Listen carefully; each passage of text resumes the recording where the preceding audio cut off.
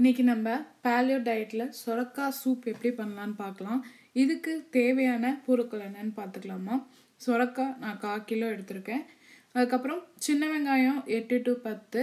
அதுக்கப்புறம் நான் இதில் பூண்டு இஞ்சி பேஸ்ட் வைக்கல, அது நீங்கள் ஒரு டீஸ்பூன் வச்சுக்கலாம். பட்டர் 20 கிராம் 20 கிராம் டு உங்கள் வீட்டில் நீங்கள் எத்தனை பேர் சாப்பிட்றீங்களோ அதுக்கு ஏற்றாப்புல வச்சுக்கோங்க. நான் 40 கிராம் வச்சுருக்கேன் 2 பேர்த்துக்கு. அதுக்கப்புறம் மஞ்சத்தூள் மிளகாத்தூள் 1/2 டீஸ்பூன், கருவேப்பிலை கொத்தமல்லி ஒவ்வொரு கொத்து, 2 பச்சை மிளகாய், குடமிளகாய் 1, தக்காளி ஒரு 1.5 தக்காளி.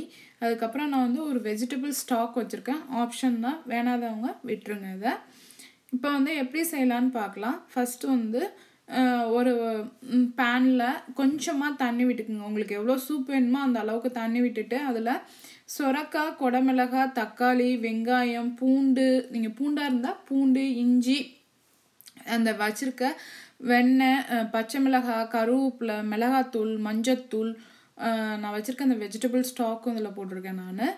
இது எல்லாத்தையும் போட்டு நல்லா வேக வச்சுக்கலாம்.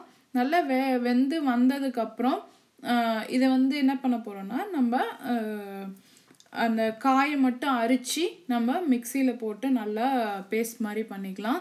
இப்போ காய் நல்லா வெந்து வந்துருச்சு. இப்போ ஒரு மிக்சி ஜார் எடுத்துக்கலாம். மிக்சி ஜாரில் அந்த வெந்த காயை போட்டு நம்ம அரைச்சி பேஸ்ட் மாதிரி பண்ணியிருக்கோம். இதில் நான் ஊற்றிருக்கேன் பாருங்கள். நல்லா உங்களுக்கு நல்லா இதாக க்ரீமியாக இருக்குது. உங்களுக்கு சூப்பே பார்த்திங்கன்னா நல்லா க்ரீமியாக இருக்குது. டேஸ்ட்டும் ரொம்ப நல்லா இருக்குது. செஞ்சு பாருங்கள். செஞ்சு பார்த்துட்டு உங்கள் கமெண்ட்ஸை போடுங்க. பிடிச்சிருந்தா எங்கள் சேனலை சப்ஸ்கிரைப் பண்ணுங்கள். வீடியோ பார்த்ததுக்கு நன்றி.